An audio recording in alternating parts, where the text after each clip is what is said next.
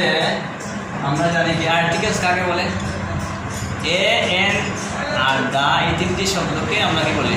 সাধারণত আর্টিকেলস বলি।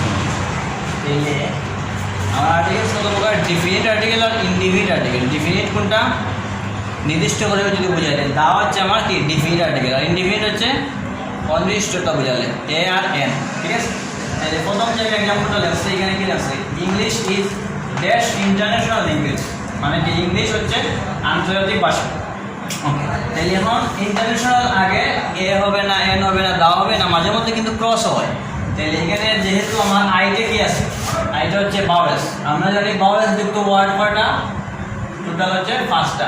ঠিক আছে, সাধারণ নিয়ম হচ্ছে আমরা জানি কি বাওয়েলস যুক্ত ওয়ার্ডের পূর্বে কি বসে? এন বসে, ঠিক না? তাহলে এখানের মধ্যে আইটা হচ্ছে কি বাওয়েলস, যার কারণে এন বসে। আর বাওয়েলসের বাংলা অর্থ হচ্ছে কি স্বরবর্ণ।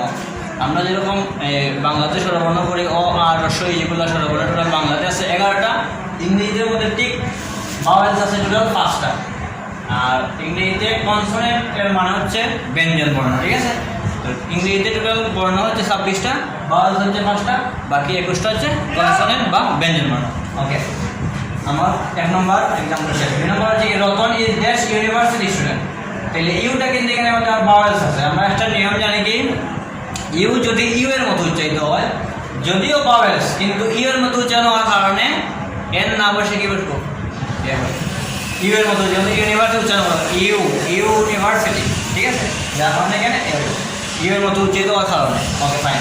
তারপরে my brother is dash MBBS doctor. MBBS একটা কি? এটা মিনিংফুল ওয়ার্ড, এটা একটা কি আছে? মানে আছে। এটার পুনরূপ কি আমরা সবাই জানি? এমবিবিএস এর পুনরূপ হচ্ছে bachelor of medicine and bachelor of surgery. ঠিক আছে, তাহলে এরকম যদি থাকে আমার কোন ধরনের শব্দ, সিম্পল শব্দের অ্যাব্রিভিয়েশন যদি থাকে, তাইলে আমরা প্রথম যে অক্ষরটা থাকবো এটার উচ্চারণ থাকতে হবে। তাহলে এমটা উচ্চারণ করতে, এমটা কিন্তু আসলে কনসোনেন্ট। এমটা কি কনসোনেন্ট। তাইলে যদি এমটা উচ্চারণ করতে যাই তাহলে এ আসে আগে, এম এর মতো উচ্চারিত হয়, যদিও এমটা কনসোনেন্ট কিন্তু বাওয়েলসের মতো উচ্চারিত হয়, যার কারণে এখানে এম এর মতো উচ্চারিত, যার কারণে কি এন।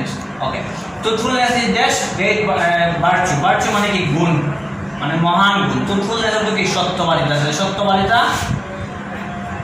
একটি গুণ। ঠিক আছে না? এখন এখানে এ লিখবো না এ লিখবো, যেহেতু অনেকগুলো কোয়ালিটি আছে। ঠিক আছে, ট্রুথফুলনেস হইতে পারে, এটা অনেস্টি হইতে পারে। তাইলে এর মধ্যে থেকে আসে ট্রুথফুলনেস হচ্ছে একটা গুণ। ঠিক আছে, আর গ্রেটটা কিন্তু গ্রেটের জিটা প্রথম কনসোনেন্ট, যার কারণে এখানে আমরা কনসোনেন্ট যুক্ত ওয়ার্ডের পূর্বে সাধারণত কি বসে? এ বসে। ঠিক আছে, আশা করি সবাই বুঝতে পারছো। ওকে, আল্লাহ হাফিজ। আজকের মতো এখানেই সমাপ্তি। সবাই আমার এই ভিডিওটা কি করবেন? লাইক, কমেন্ট কিংবা শেয়ার দিবেন। ঠিক আছে, ওকে, আল্লাহ হাফিজ, আসসালামু আলাইকুম।